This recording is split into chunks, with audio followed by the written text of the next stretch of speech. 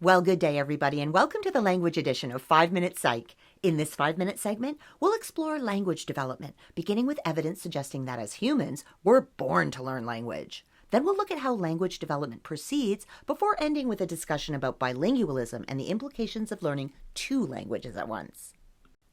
Many facts point to the idea that humans are born with a readiness to learn language.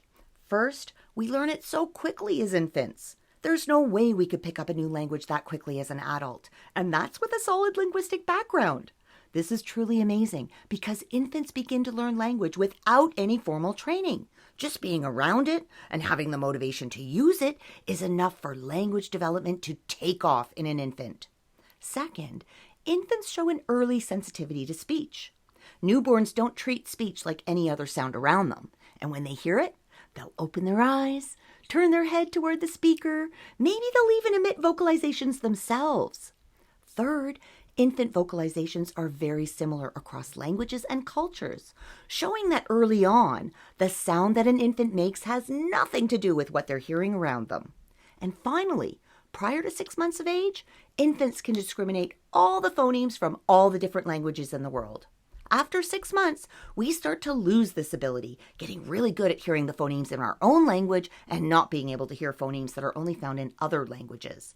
But it shows that we're born with the ability to hear more language sounds than we're able to later on.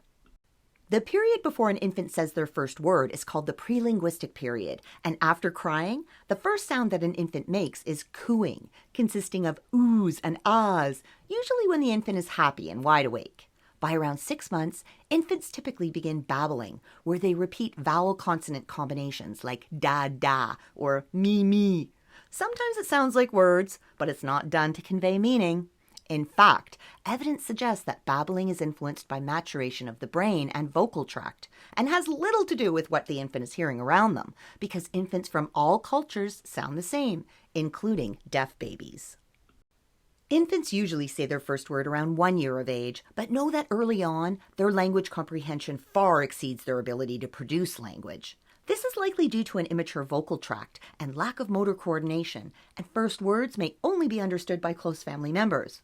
But these words are like gold to the baby, being used to convey the meaning of an entire sentence. Milk is used for, "May I please have some more milk?" Or up may signal, "Pick me up, I want to sit on your lap." Over the next few months, word learning is slow going, with the infant only adding a dozen or so words to their repertoire. But then suddenly, there's a word learning explosion, where now the baby is adding 10 to 20 new words every week. This is thanks to a process called fast mapping, where the child can link the word to its meaning after hearing it only a few times. But with fast mapping comes two common errors. With overextension, the child uses a specific label to describe a broader set. For example, they may use the word car for all motorized vehicles. A tractor, school bus, fire truck, all of these are cars to the child. With underextension, now the child uses a label that would be used for a broader set, but applies it to a specific instance. For example, if the child only ever had peppermints and it was called candy, then they could think that candy is a proper name for peppermints, and therefore chocolate and chips, they don't count as candy. By 2 years old, children are using telegraphic speech, or simple 2-word sentences that contain only the important parts to convey meaning, like a telegram. Now the child might ask, "Where ball?" to communicate that they're looking for the ball, or say, "Me cold," to announce that they find it cold outside.